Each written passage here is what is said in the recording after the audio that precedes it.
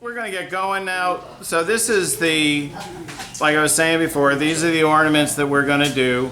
One with just the little tiny finial, and then with the regular finial on this. And I'll pass these around. Now, the way you do these is that they're not hollowed. You drill them, okay? And so the first thing you have to do is get yourself a really square block of wood. Saw that out and plane it or whatever, so you're not a parallelogram or whatever, that you're really square. And then set up a jig on your drill press so that you can really drill to the center, all right? You're not going to drill all the way through. You're going to drill from one side to the center, turn it this side to the center, and then as you do all four sides, the center pops out. All right? It's really important to get these sidewalls about the same. And I'll pass out one that won't work, and then this one that's pretty close, all right? And if you don't have them the same size, you know, like this one's a little bigger, you've done that at a little later time, you got to reset your jig on your drill press. The other thing is you need to do is you really need to make sure that your punch marks are in the center. All right, so you really want to be dealing with making everything concentric around the center, the holes drilled into the center, and the punch marks in the center. Hey, Ed? Yeah. I may not have heard you. Is there a particular size hole that you're drilling? It's relative to the piece of wood. Now, when I looked at the tutorial to do this, I think this is 1 1/8. For this size, this is 2 inch, I think.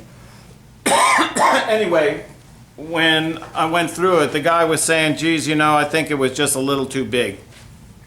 And I agreed with him, because it made, by the time you turned this to a cylinder, the ribs were just too thin, and it was too easy to blow out. So I went down to even a smaller size than his. So I think this is 1 1/8. Let's see if it fits on there. 1 1/8. I think he did it 1 1/4, and I think he started with 1 3/8. Now, that relationship between this hole and the outside will govern how thick the ribs are. All right. You can always turn it down a little bit and make that thinner, but the ribs will be a little fatter. I mean, a little wider than they would if you drill it bigger, all right? So I just wanted, because I wanted to try and get through without blowing anything up, I made them a little smaller, all right, just to get my arms around them, and I didn't think that the ornaments ended up being too thick at that rib, all right? The other thing that you do is once that you get them drilled, all right, you should sand this inside. Now, there's the way I've done it at home, and there's the way that I would do it to give Bob a little bit of stimulus for tonight. All right? Yeah. Tell us the safe way. Well, this one is not unsafe, okay? It's just maybe looks a little bit more problematic for you. Anyway, if you've got a oscillating spindle sander, you just put it in there and you just run this up, and you know the spindle goes up and down. You just go around until you get it relatively smooth inside. Just all right? make sure that the spindle sander is a fair amount smaller than the diameter of the hole. Yes, right. The other way that you do this is you actually mount pin jaws on here. All right? And you put them in expansion mode and expand this, and then turn this at a slow speed, and you sand the outside one, right? And then you turn it and turn the outside one until you go around all four, and because you're only sanding in to the middle, all right? And you can control the speed of that, so even though it's not centered as it's spinning around, you know, you can still sand it reasonably well by putting pin jaws in expansion mode. All right, so I'm just doing that to say one that's pretty close and one that definitely wouldn't work. I want to put a tenon it depends on what I'm going to do, what kind of ornament I'm going to do. And I think I can do two. I think if I got enough time, I'll do both. I'll do this one first, which is just going to turn around and be that little one with just the knob on the bottom, okay? And I got to think twice. There are a couple of ways to do this. One of the ways that I can do it, no, let me do the other one first. Let me do the other one first. So then I really don't need this tenon. See, because one of them, all right, you've got a hole from the bottom through, all right? On the other one, that bottom is solid. So how do I get a space for the top to go in? I got to drill that hole. How do I do that? Well, that's why I have this tenon. I flip it around, drill it through, all right, and then flip it back around. And then I have a hole in there that I can drill. And I'll do that one second because there's another trick with that, all right?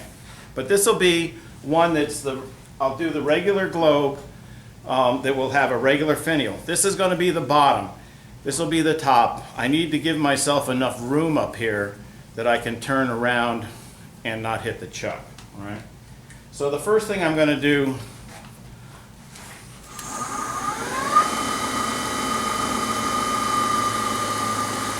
is turn it to a cylinder.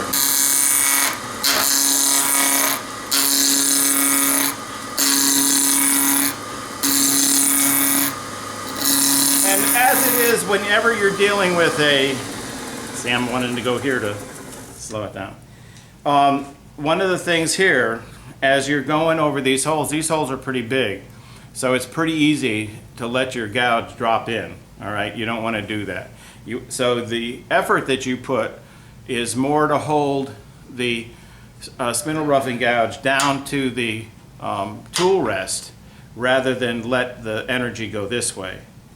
All right, because then you'll go into that hole and you'll get a little scallop. All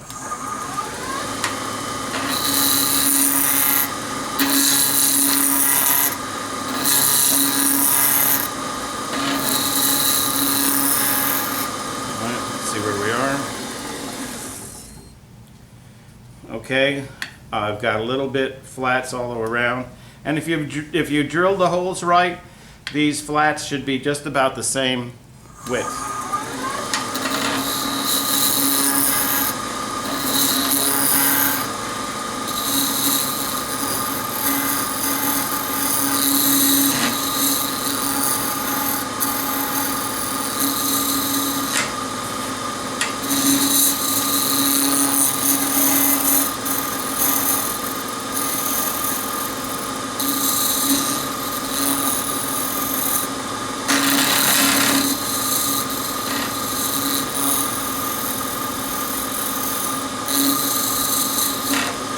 Okay.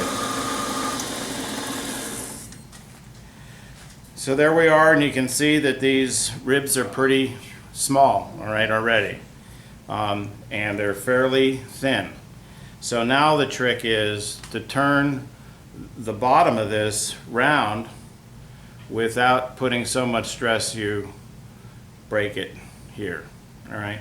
If your hole was smaller, you would have wider ribs, all right? And that may be an easier first way to go, all right? Now for that, I'm going to use my spindle gouge, and I'm just turning a bead.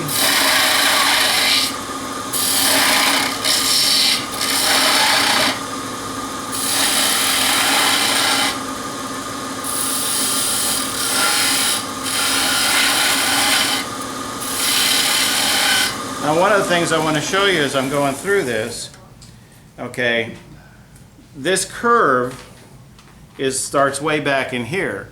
So I actually have to start this bead right about here, all right?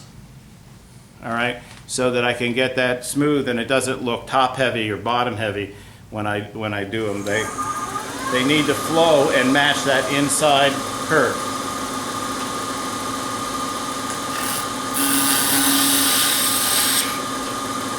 So just like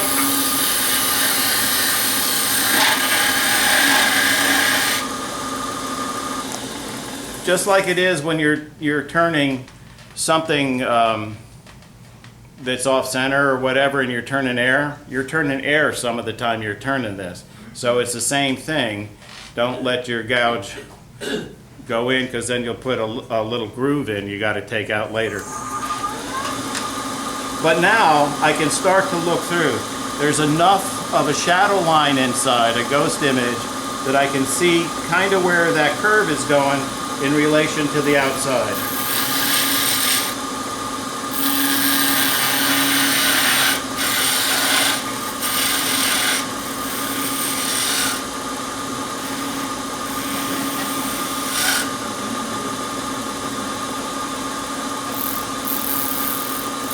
And of course, when you're back here,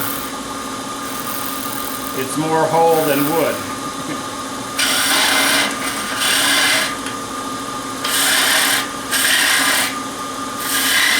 So now you have a choice. You can make a decision about what you want to do for that bottom. If this was going to be the one without the finial, I would have already had to do some drilling from the other side, okay? But you can see I have enough wood here. I could have make a button or whatever, or I could make some kind of transition, just a little bit of the bead or something. But one of the things I realized when I was doing them the last time is that when I do the finial, you know, trying to gauge if I make a little button here, try and get that to work. It's maybe just going to be easier if I make a flat and just have that finial, the base of the finial, just go in.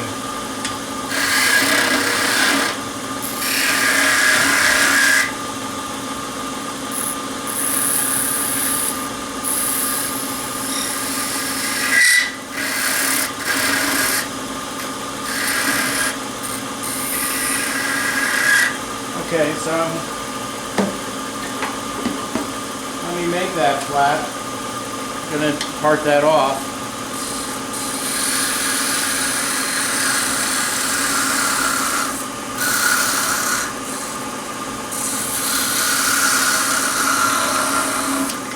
Okay.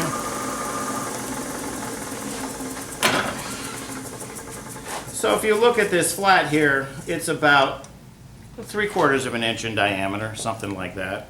And now I can look at it and say, geez, do I need to make that a little thinner, or is that okay? Probably I could take just a tiny tad more off of that. He said one last cut.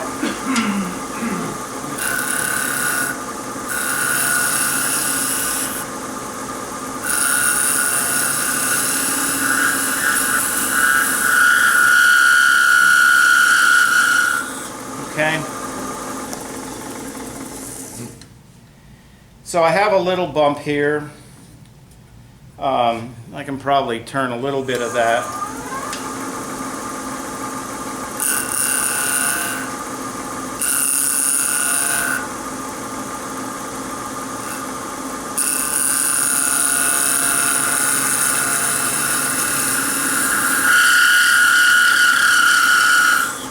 Okay, I'm feeling a little bit better about that.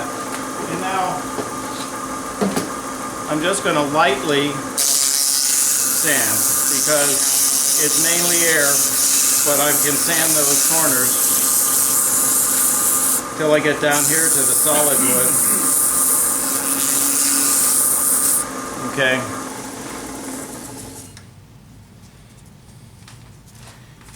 And I need to go in, and those edges are pretty sharp. So I'm going to go around here and just knock off the edges just a little bit. Okay, might do one little more here.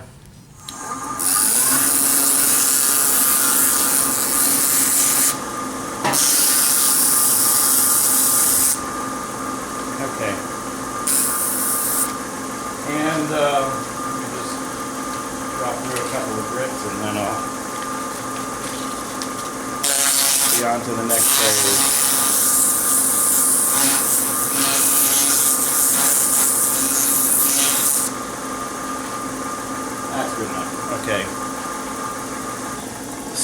So now I have the bottom, and now I want to be able to put a finial in here, all right?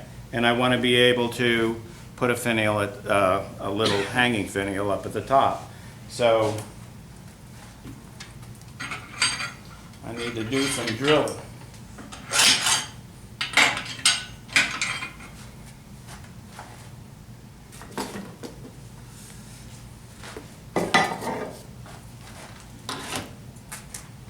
All right, now I'm going to drill a 3/8 inch hole.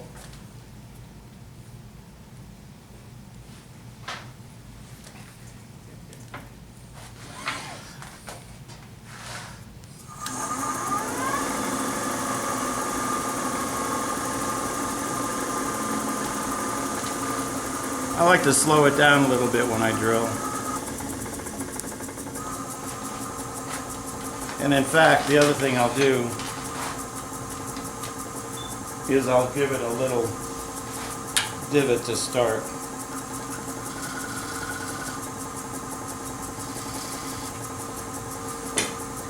So I now have a place for the tip of the drill to sit. Okay, I'm through there, but I'm going to keep on drilling. All right? That's how I drill for the top.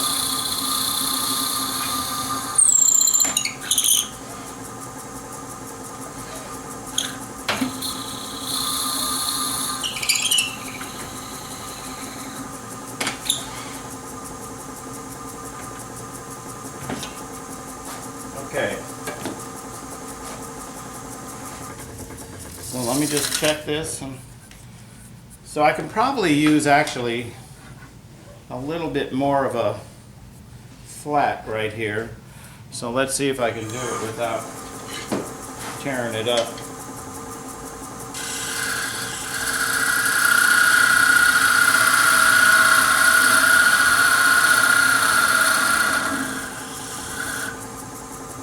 Okay, good. Let me just do a little bit.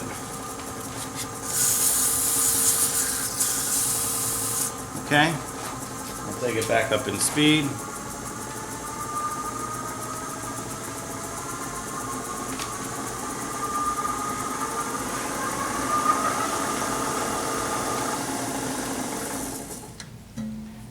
Move the tool rest around, and I'll do the same thing on the other side. Hopefully.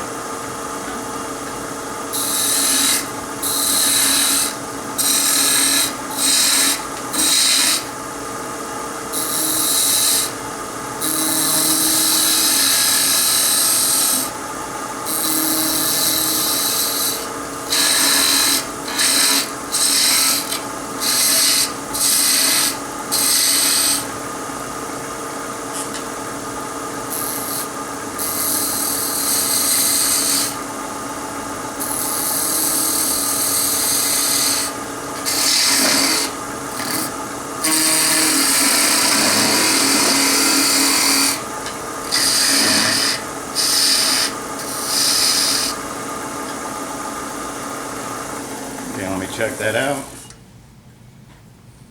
Okay, I need to take a little bit more off of here, and then I'll do the sanding and I'll be ready to part it off.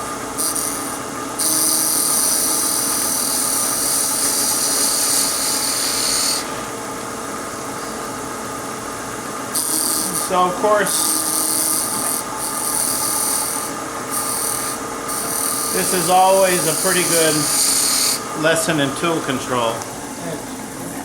Leave the lathe running and have a look at it on the screen. Yeah. See right through it. Oh, there you go.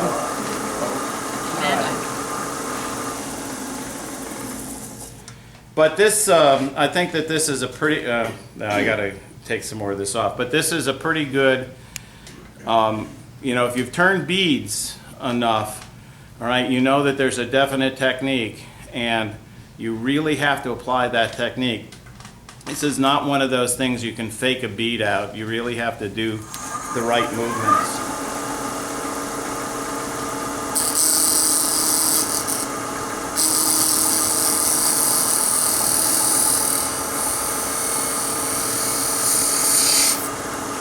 Okay, I'm probably gonna say that's good enough. Yeah, so let me do a little sand in here.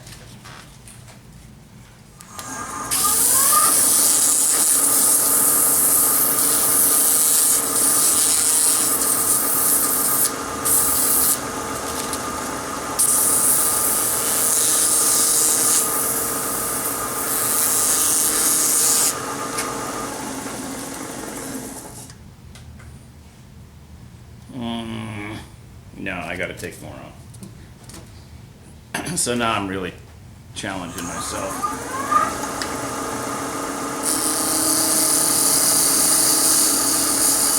Did you see why I had to? Could you see that on the screen? That this is running not parallel. They should be parallel, and this is like this, which means that this side is too high right in here. So let's see if I can get it.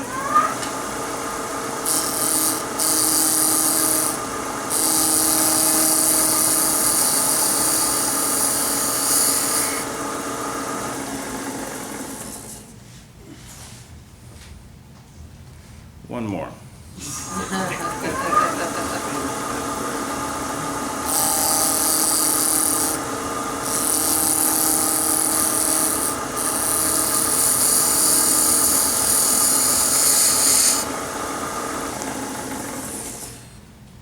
I'll take it. I don't care if it's level or not, I'm taking it. Much choice in there. Yeah.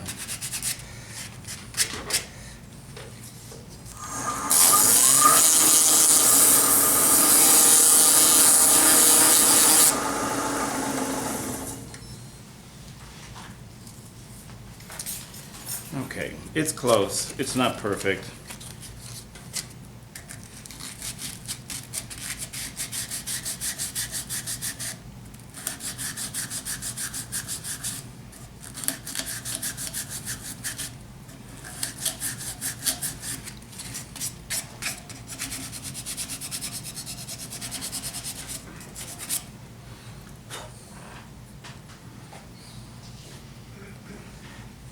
You won't see it when it's hanging on the tree. What's that? You won't see it when it's hanging on the tree. Yes, I will. Especially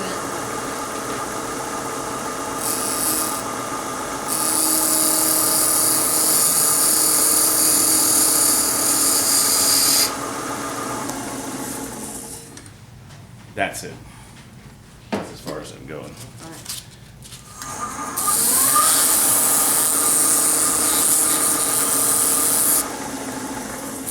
Okay.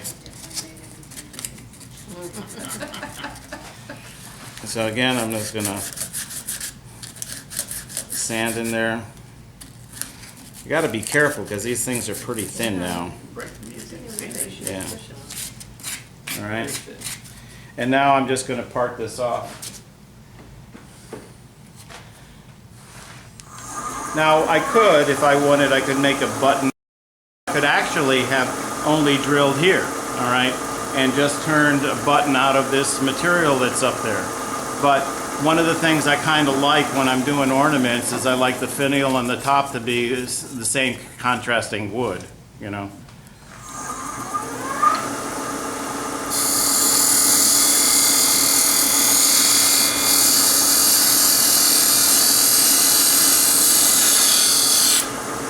And now you can sand this a little bit more by hand if you want, all right?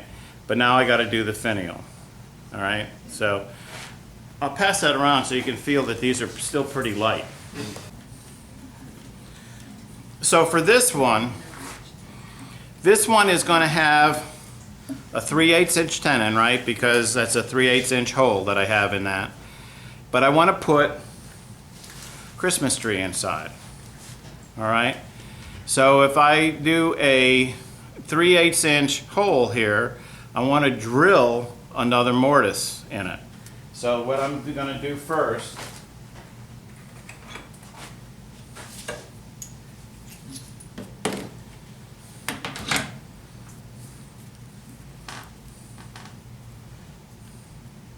is I'm going to drill.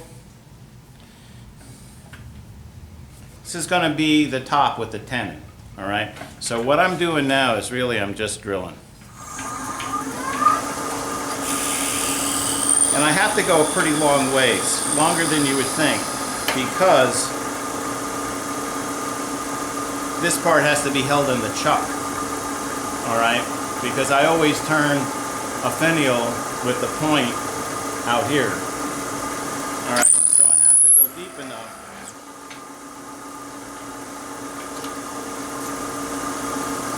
Then now when I turn it around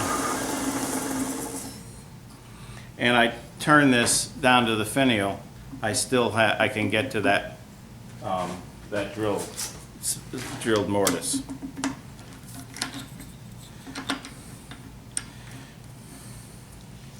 So I drilled in at least there. So when well, let me round it off first.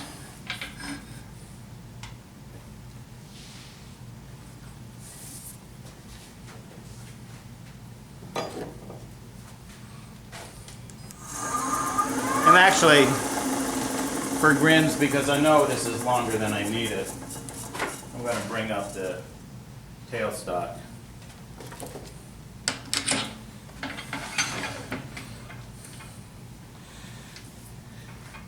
One thing I did remember to bring tonight, because this is a lot better if you have a tool rest appropriate with this kind of gap into here, so you can get in close enough to really do the support you need to do. Because you'll see when I do my finials, it's held by my fingers as much as it's held by anything else, and I need to be able to get around the tool rest, and so it needs to be close enough. When you have a full-size tool rest in here, you got to cock it one way or another, so it's better to have an appropriate size tool rest.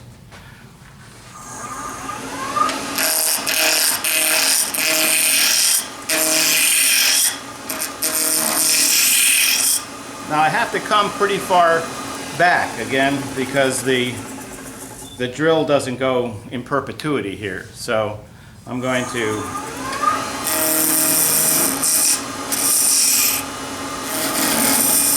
get pretty close to the chuck. Now, the other thing that I can do, where's the little wheelie bomb? Dropped it. Yeah. Well, we can wait. I'll turn it again. All right. Thanks. So one of the things I want to do, which was the top and which was the bottom? Didn't you keep it? That's it. Yeah.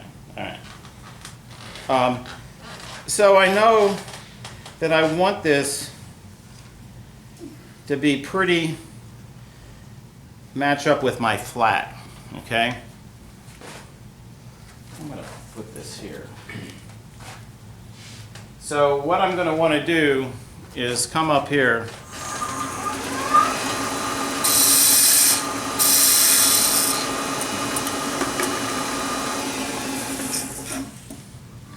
get close.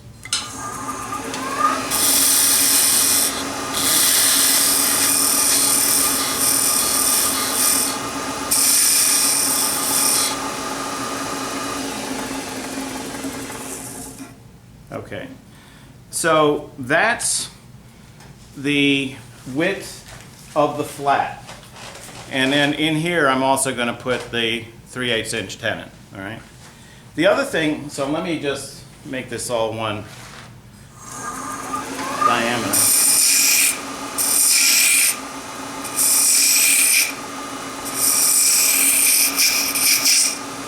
And most of you know, remember I did a finial demo a year or two ago. And what was the one rule about a finial? It always looks smaller on the lathe than it does on the ornament, right? You always think, oh, isn't that nice and delicate? And you put it on the ornament, it's a big fat thing. So the one thing you want to make sure is that you match the ornament size to the finial. You really don't want the finial to overpower it. If this is delicate, you want that to be delicate, okay? So I'm going to say how long should that finial be? I mean, I could make it this long, I got that much wood, but I think what I'm going to do is make a finial that's only about this long. all right? I don't really want to overpower it. Maybe I'll make it a little longer, but not much. All right.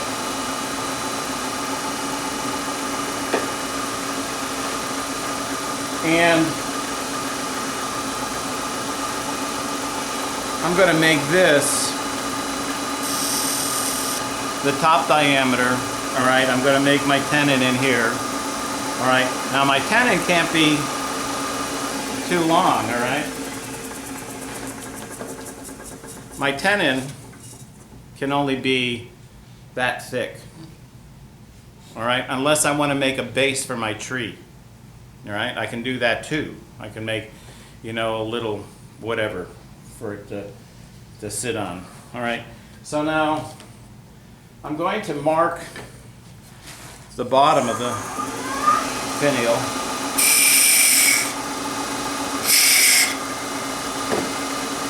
And then I'm going to taper. How many of you do a lot of ornaments? Nobody? Okay. Well, one of the things that I will tell you is that if you're going to sell ornaments or make ornaments for your friends or relatives or whatever, and you're going to do more than a half a dozen, you should really make them in batch mode, all right? And make them interchangeable.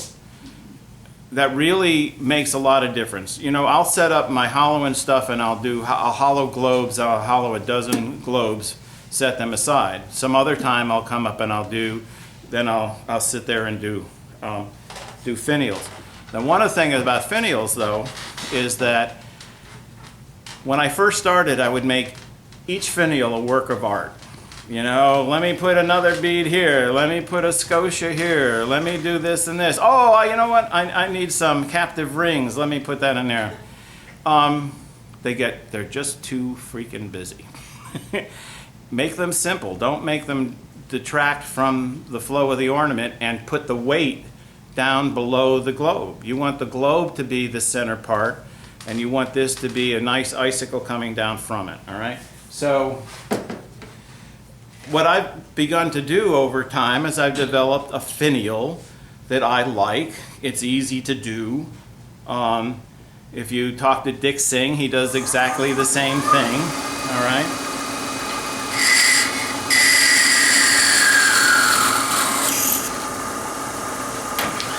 So what you end up with is something that's repeatable, all right, and you have in your mind a pretty good handle on distances, all right, between elements.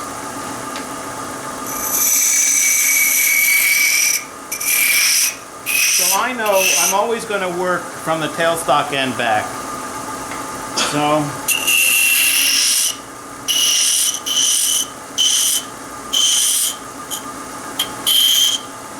So my first step is really going to work right on the tip. Is I'm going to get this bottom diameter right to where I want it.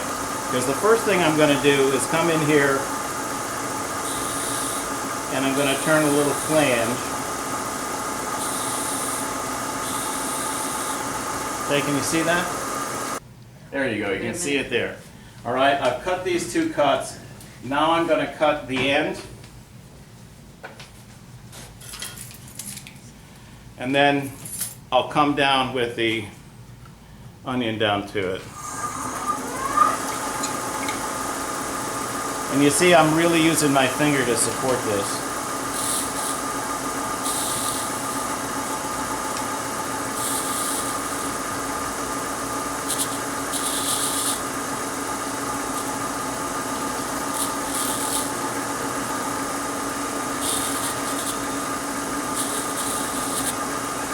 Okay, I'm going to come nibble this just a little bit to give me almost a, there we go. Now let me just,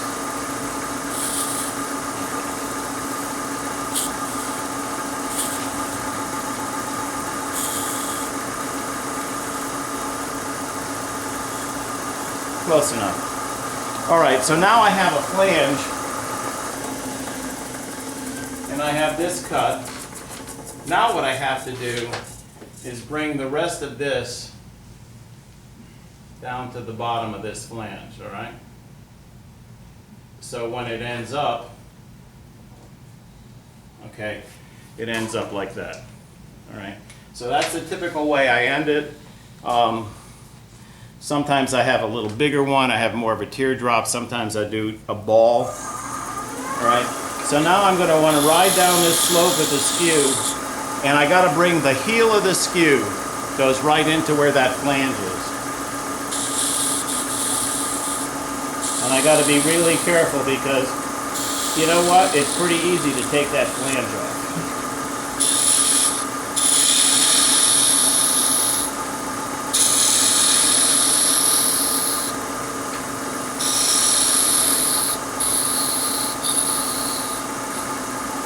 Okay?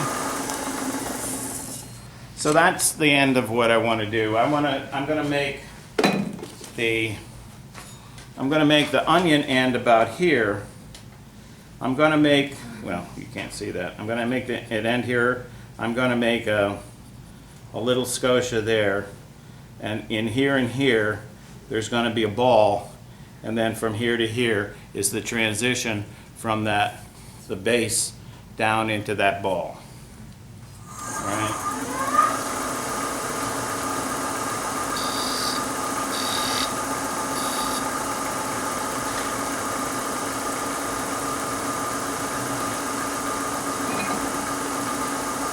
So again, I'm using my little skew. I'm going to make a V cut. All right, and then round this over.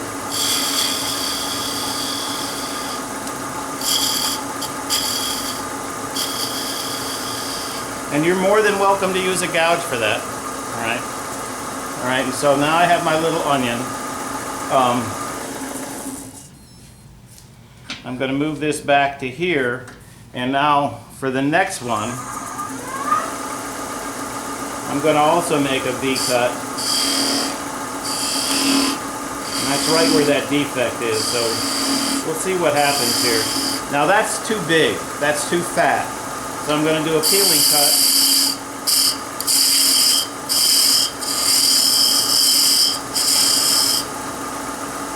Define that a little bit more over here.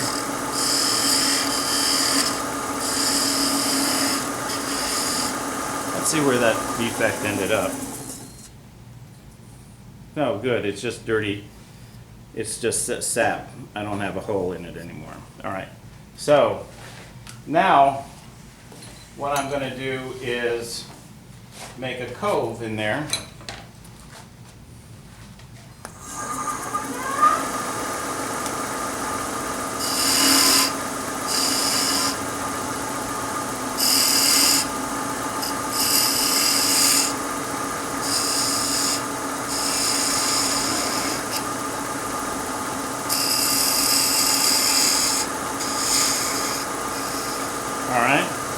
So there's the cove, and now the next element is going to be a ball. And I'm going to want to taper this down a little bit too, because that's still a little big.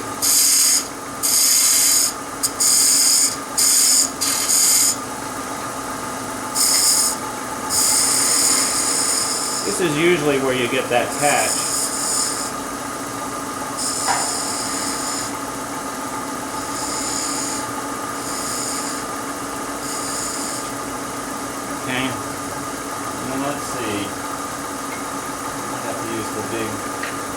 Big gouge for this. Let me move the tool rest just a hair.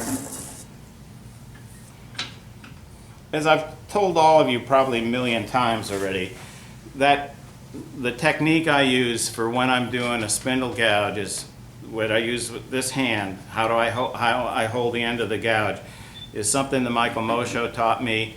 It's a little unnatural in the beginning, but after a little bit, it becomes the most natural thing you can do, You have all the control of the tool. You have it firmly against the tool rest.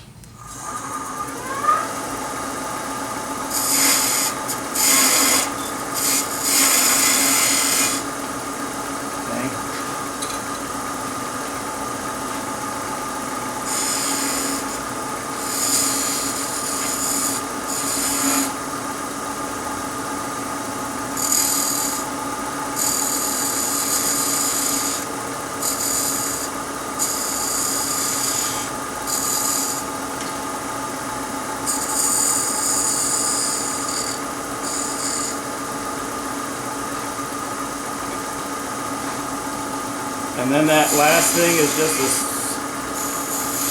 swooping down to the bottom of that sphere.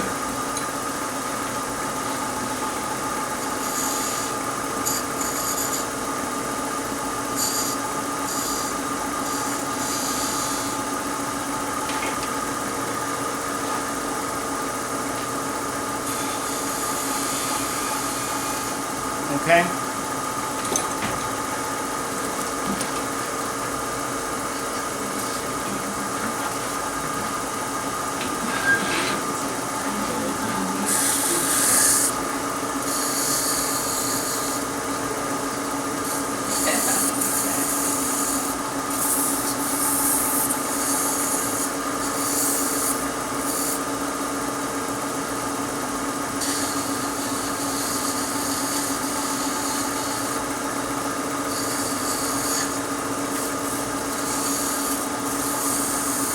Okay.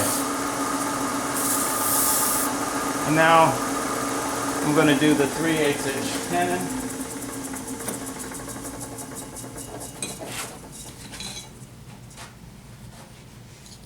And I'm just going to match that up to the drill I used.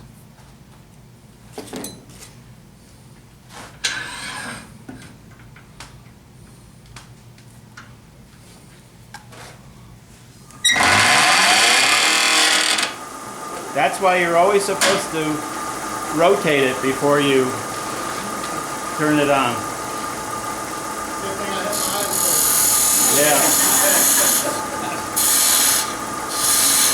You want me to scoop it this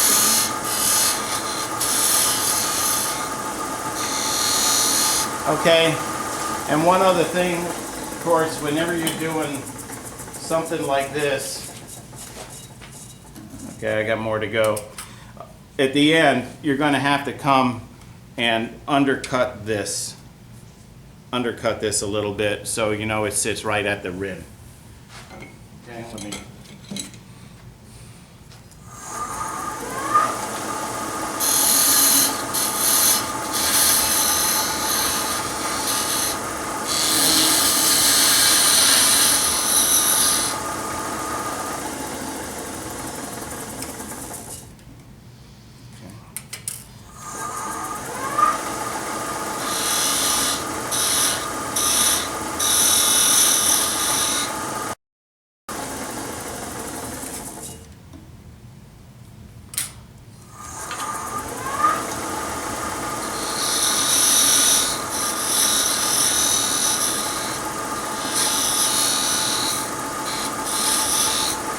See where we are.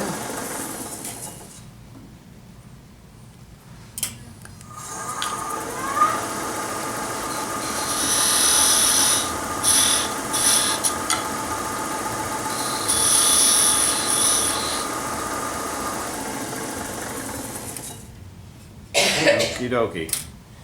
And again, as I was saying before, I could make this, as this thing is going to be protruding through the bottom of the globe. Right now I've got about, I don't know, about 1/8 of an inch to play with. So if I want it to do a little bit more, instead of just making the finial come down from here, I could, through this 3/8 inch hole, I could do it so that it comes up like this and becomes the base for the tree. It doesn't really matter. All right. But I think I'm just going to part it off.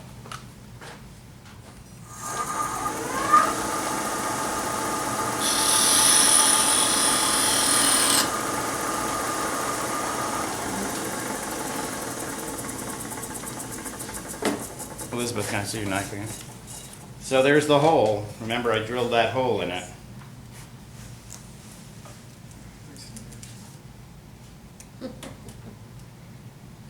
That's all. All right? So that's where the tree's going to go.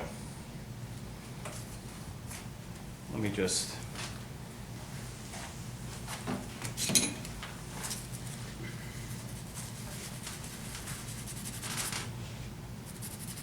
Okay.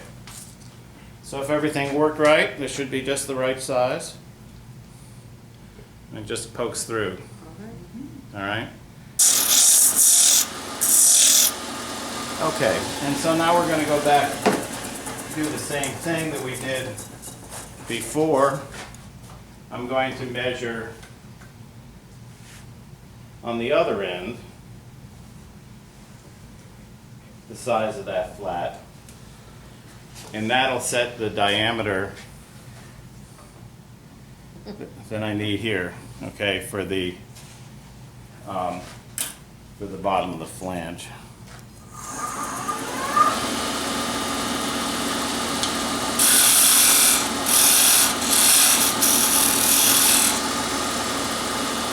Had I realized it was going to be that big, I wouldn't have gone down quite as far. Yeah, okay.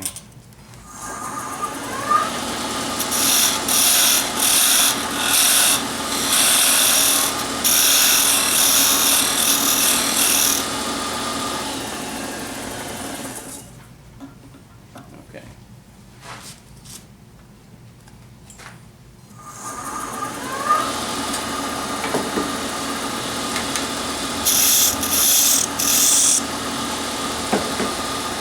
Okay, so I'm going to add the flange there.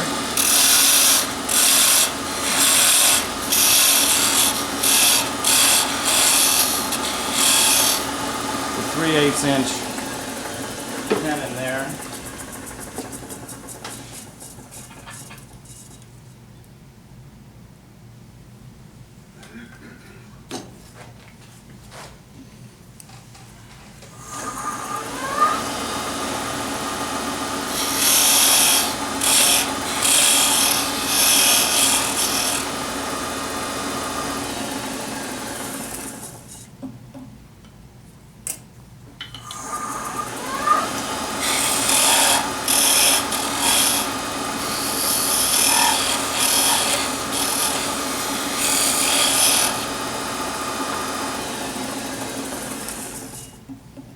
Okay, and then I just want to turn my top finial here.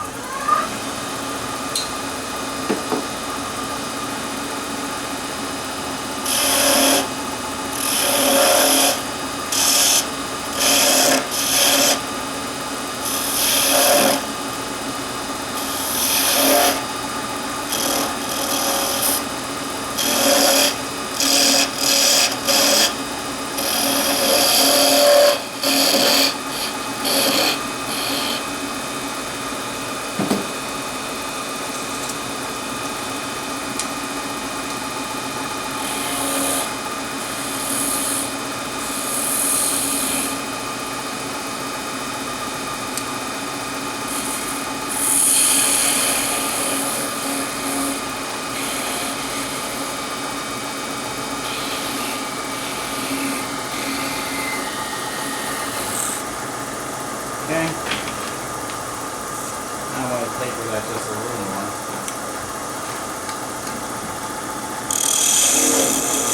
Again, same thing here. I used to turn all different shapes, but you know what? This one was easy. I like the way it looks. So I just tend to use this one now on all the things. Again, I'm going to do a little starter hole. And I'm going to part this off.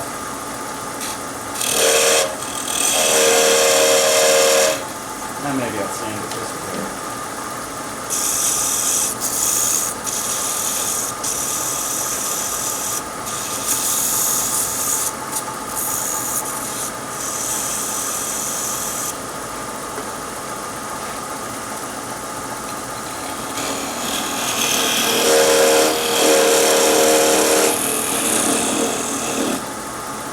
Okay.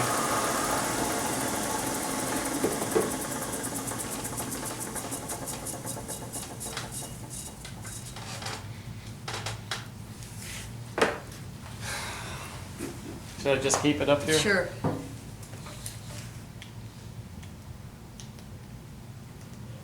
Okay.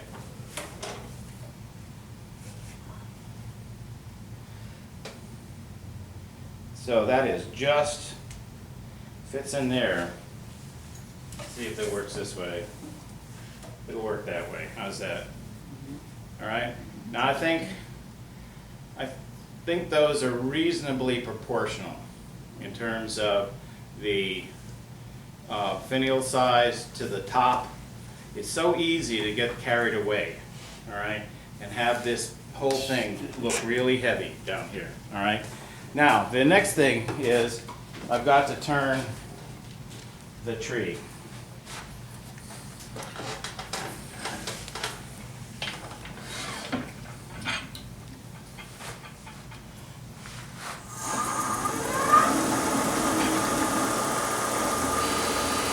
All right. For the time being, I'll go back to these.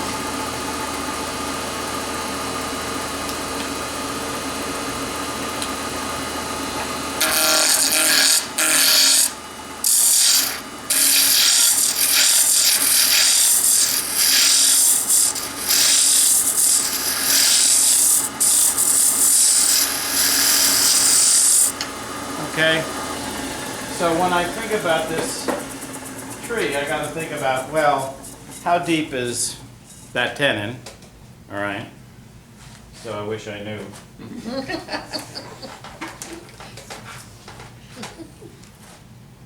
Oh.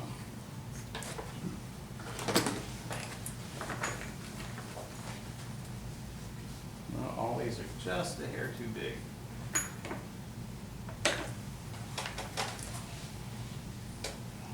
Well, I know it's at least that deep, so, all right. So I'm going to say that I'm going to make the tenon that big to get into the base. And I'm going to make it a little bit higher so that the stem of the tree is exposed. All right. And now I know that I have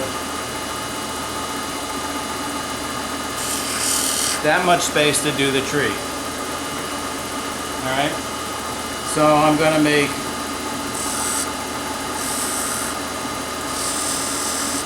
I'll make it a little bit shorter. That's all right. So down here,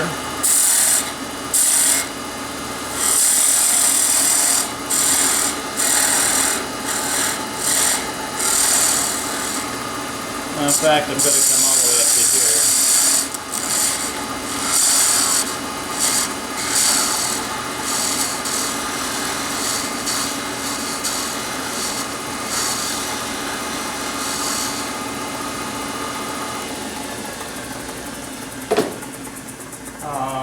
And so what I want to do here is I'm going to take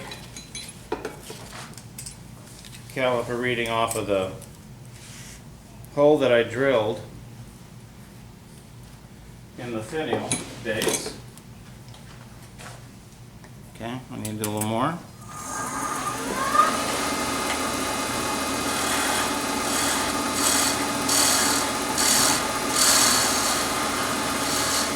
Because this one, if you get this one wrong size, this is hard. On the other one, when I had the top just a little big, you just roll up a piece of sandpaper about the size of a pencil and go inside that hole and it'll open it up. Can you not just pull the tailstock away and test it? I can, if I haven't glued it in, yes I can. So. That's what happens when your videographer becomes a talented turner. A wide one becomes a small one, huh? So I can do that.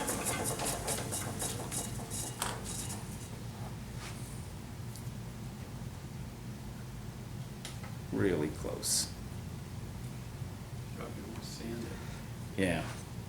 I might do that because it has to be able to slip fit in without too much trouble because I'm trying to get it in through that hole, the holes I drilled in the sides of the blank.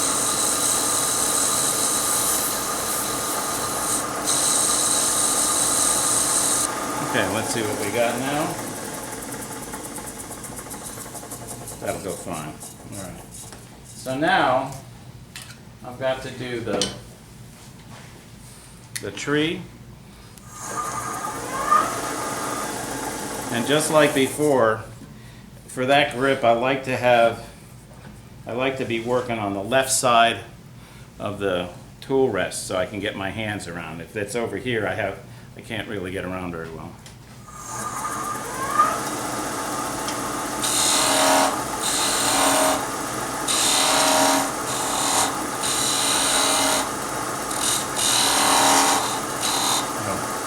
Something was wrong. Couldn't see it.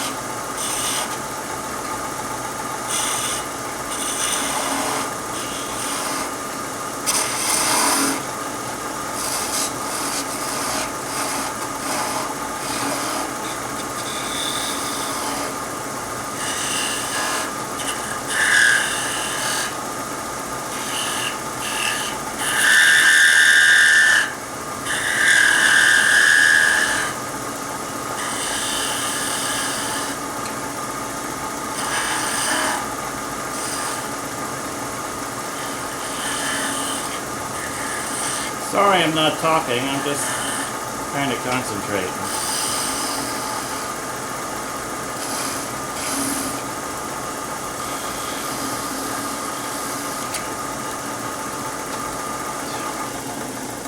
Right, so there's my tree. And you can make that, you know, better design, more tapered, do whatever you want to it. Now, doing a little assembly. So, listening to Art, first thing I'm going to do is put a little glue in the hole I drilled. Put a little bit of glue around the flange. Can you get this all right, Keith? A little far away. You want me to move over here? It would be nice if you could the other place. And then top of the lathe there. Yeah, all right. Yeah. Okay. So what I want to do is I think I am going to do it the other way, the way I originally had it, and I may have to sand that top hole just a little bit. I'm going to put that through there. I'm going to join it together like that, and then push that. Ooh.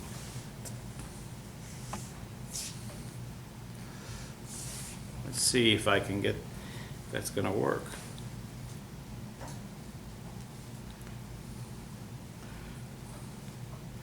You know, I should really leave it right like it is. It's going to be a tall tree.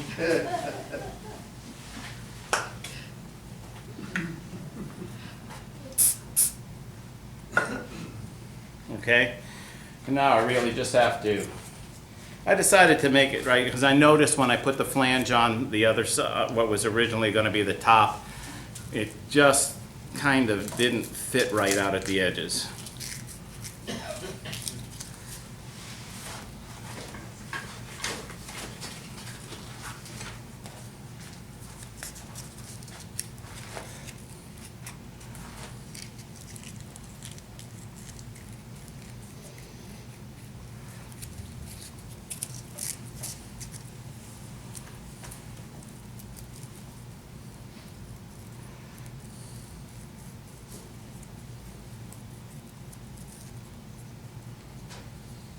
Yeah, there. Ooh. It all fits.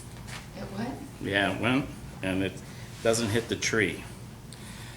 But I'm gonna still just sand the bottom of this flush, because you can see the bottom of this from inside. When you're dealing with a hollow globe, you don't really care, because you can't see any of that. All right. So now I'm just going to add a little CA around the flange.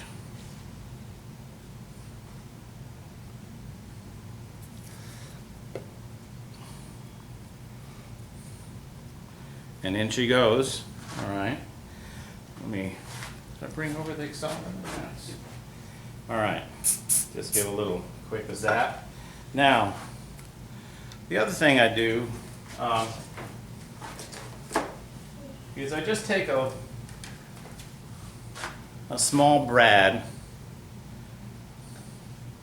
all right, and clip off the head, and that becomes a drill. Because the smallest drill that you can generally get is a 1/16, and that's still too big for most of the eyelets, or at least the eyelets I use. I use a paper clip. Do you? You can get number drills all the way down. Yeah, if you can. want to. These are cheaper. You got a wheat crop. There you go. I have them for go-kart carburetors if we Oh. do. So because I put that little divot in there, I can go right to the center.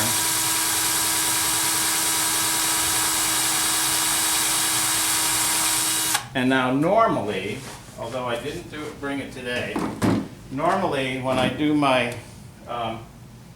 take my eyelets,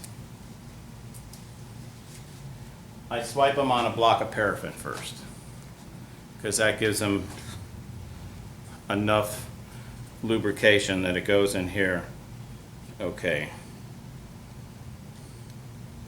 Because the worst thing you can do is do this whole bloody ornament and have the top of that eyelet twist off. Man, that really does not make your day. All right, so there we go. Now the other thing, I won't do this too much because I don't want to gas anybody out, but lately, I used to use lacquer all the time, but lately I've been using this. It's called Krylon Clear Glaze Triple Thick. All right? And, you know, you got to get all inside. It's better to do several coats because you don't want it to run or have a drip.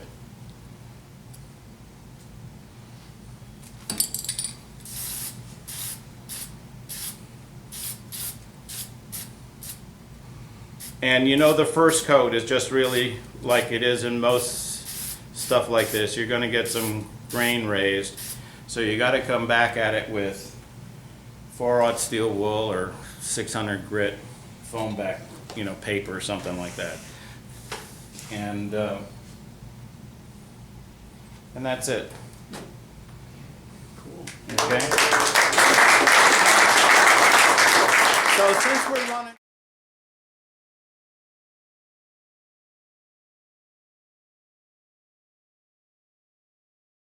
short on time, I'm just going to explain how to do the other one.